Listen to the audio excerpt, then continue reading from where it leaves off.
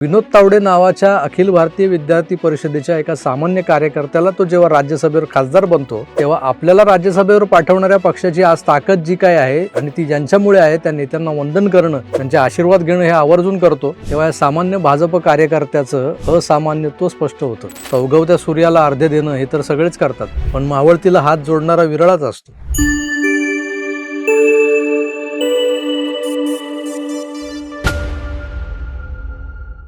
काल फेसबुकवर एक पोस्ट पाहिली. ही पोस्ट होती भारतीय जनता पक्षाचे राष्ट्रीय सरचिटणीस आणि महाराष्ट्राचे माजी मंत्री विनोद तावडे यांची.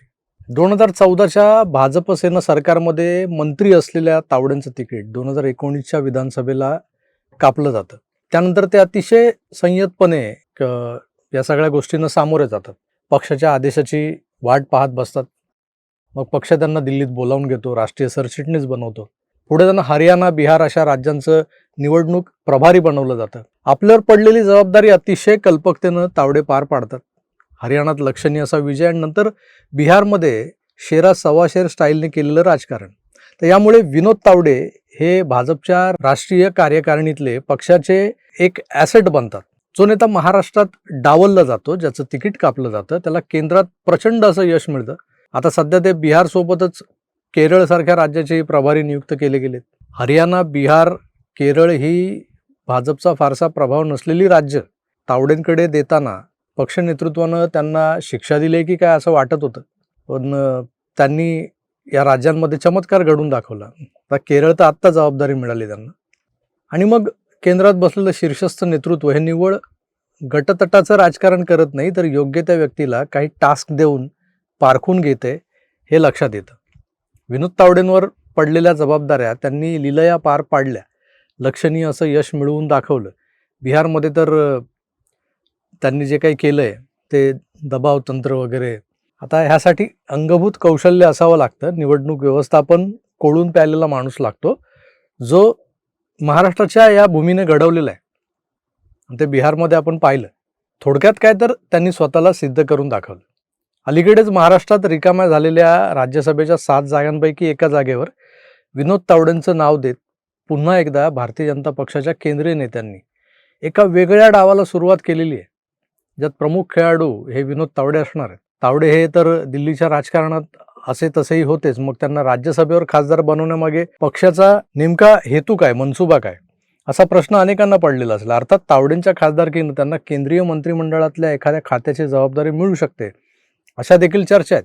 विनोद तावडेंना राज्यसभेवर पाठवून त्यांना मंत्रिपद देऊन त्यांचं राजकीय वजन पुन्हा एकदा वाढवण्याचा हेतू केंद्राचा आहे का, असाही प्रश्न अनेक जण विचारतात. पण हे वजन वाढवून दिल्लीश्वरांना महाराष्ट्रात कोणाला डिस्टर्ब वगैरे करायचं आहे का, असाही विचार मनात डोकावतो.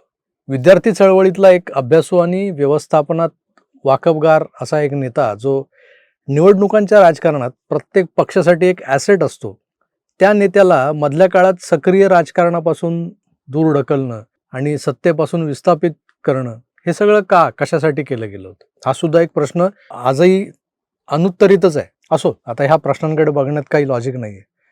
तावडे खासदार बनलेत हीच खरं तर समाधानाची बाब आहे. कारण भारतीय जनता पक्ष ही संघटना जी शिस्तीसाठी ओळखली जाते, त्या भाजपची शिस्त तावडेंनी 2019 पासून व्यवस्थित पाळली आहे. आणि त्याचंच फळ म्हणजे ही जी काही खासदारकी आहे असं मला वाटतं. याच तावडेंनी भाजपमधल्या बहुतेक सगळ्याच बड्या नेत्यांना ज्या गोष्टींचा विसर पडलाय त्या गोष्टी स्मरणात ठेवलेल्या आहेत. ही एक मोठी जमेची बाजू आहे. सुरुवातीलाच मी विनोद तावडेंच्या फेसबुक पोस्टचा उल्लेख केला होता. ती पोस्ट नेमकी काय आहे, तर ज्याचा अनेकांना विसर पडलाय त्या खऱ्या भाजपचा तोंडवळा तावडेंनी पुन्हा एकदा झाडून पुसून जगासमोर आणलाय. पोस्टमध्ये भाजपचे ज्येष्ठ नेते लालकृष्ण अडवाणी दिसत आहेत. खासदारकी मिळाल्यानंतर आशीर्वाद घ्यायला तावडे अडवाणींकडे जातात, मुरली मनोहर जोशींकडे जातात आणि पोस्टमध्ये लिहितात ते सर्वाधिक महत्त्वाचं असतं की ज्यांच्या मेहनतीने आणि आशीर्वादाने आज भारतीय जनता पार्टी आपल्या खासदारांना मोठ्या संख्येनं राज्यसभेत पाठवू शकते, अशी स्थिती आहे, अशी परिस्थिती आहे, त्या आमच्या प्रेरणास्थानानं म्हणजे आदरणीय लालकृष्ण अडवाणी व डॉक्टर मुरली मनोहर जोशी यांची आज भेट झाली. हा माझ्यासाठी खूप प्रेरणादायी आणि अविस्मरणीय क्षण होता. अटल अडवाणी या 2 नावांशिवाय भाजपचा इतिहास लिहिणं खरं तर अशक्य आहे. पण आज मोदी शहांच्या भाजपनं जी काट टाकली आहे, खरं तर काट टाकली आहे म्हणणं चुकीचं ठरेल. मोदी शहांच्या भाजपानं देश व्यापलाय असं म्हणायला हवं. त्या देश व्यापणाऱ्या नवनेतृत्वाच्या सावलीत मागचं सारं काही झाकळून तर गेलेलंच आहे. बरेच टीकाकार असंही म्हणतात की अडवाणींना अडगळीत टाकलं गेलं. पण विनोद तावडे नावाच्या अखिल भारतीय विद्यार्थी परिषदेच्या एका सामान्य कार्यकर्त्याला तो जेव्हा राज्यसभेवर खासदार बनतो, तेव्हा आपल्याला राज्यसभेवर पाठवणाऱ्या पक्षाची आज ताकद जी काय आहे आणि ती ज्यांच्यामुळे आहे त्या नेत्यांना वंदन करणं, त्यांचे आशीर्वाद घेणं हे आवर्जून करतो. तेव्हा या सामान्य भाजप कार्यकर्त्याचं असामान्यत्व स्पष्ट होतं. तर उगवत्या सूर्याला अर्ध्य देणं हे तर सगळेच करतात, पण मावळतीला हात जोडणारा विरळाच असतो. उगवणारा सूर्य हा उगवतानाच श्रेष्ठ असतो का? तो दिवसभर आकाशात तेवत राहून जगाला ऊर्जा देतो, त्याचं मोल काय? तो संध्याकाळी मावळताना मूल्यहीन होतो की काय? त्याचं मूल्य संपलेलं असतं की काय? उलट तो 12 तास पृथ्वीच्या एका गोलार्धाचं भरण पोषण करून एका बाजूला मावळत असतो तर दुसऱ्या गोलार्धात उगवत असतो, हे आपण विसरतो. अडवाणींच्या वाढदिवसाला त्यांच्या घरी मोदीजीही जातात, पण विनोद तावडेंच्या या विशेष भेटीचं कौतुक न्यारच आहे. मुरली मनोहर जोशींसारखे आणि खुद्द अडवाणींसारखे नेते ज्यांनी 2 खासदारांचा पक्ष असलेला हा भारतीय जनता पक्ष हा राम मंदिर आंदोलनाच्या माध्यमातून देशभर पोहोचवला. आज 300 पार पोहोचवण्याची धमक दाखवण्यापर्यंत भाजपला वाढवला. त्यांचं स्मरण करणं अगदी औचित्यपूर्ण होतं. खरंच याच मंडळींच्या अथक परिश्रमांमुळे, मेहनतीने आणि आशीर्वादाने आज भारतीय जनता पार्टी आपल्या खासदारांना मोठ्या संख्येनं राज्यसभेत पाठवू शकते अशी परिस्थिती आहे. हे वाक्य लाख मोलाचं आहे. हे एक असं सत्य आहे की जे कोणी नाकारू शकत नाही.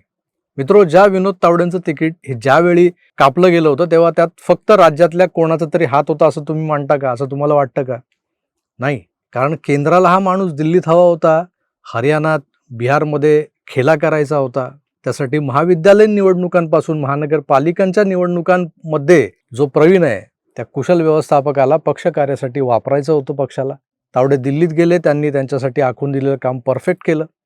आता वेळ आली आहे त्या सगळ्या कामाच्या रिवॉर्डची, तर तो मिळणारच आहे.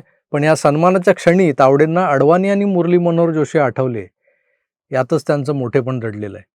विनोदजींबद्दल तसाही आदर होताच माझ्या मनात, आज तो द्विगुणित झालाय, अजून वाढलाय. मित्र, विनोद तावडेंच्या या गुडविल गेस्चरला तुम्ही काय नाव द्याल? पक्षाला आजची मजबूत स्थिती मिळवून देण्यासाठी झटलेल्या नेत्यांप्रती कृतज्ञता व्यक्त करण्याच्या या कृतीबद्दल तुम्हाला काय वाटतं हे मला कमेंट्स करून नक्की कळवा. मी तुर्तास इथेच थांबतोय. पुन्हा भेटूच, तोवर आपली काळजी घ्या आणि पाहत राहा आपलं आवडतं यूट्यूब चॅनल आकार DG9. धन्यवाद. नमस्कार.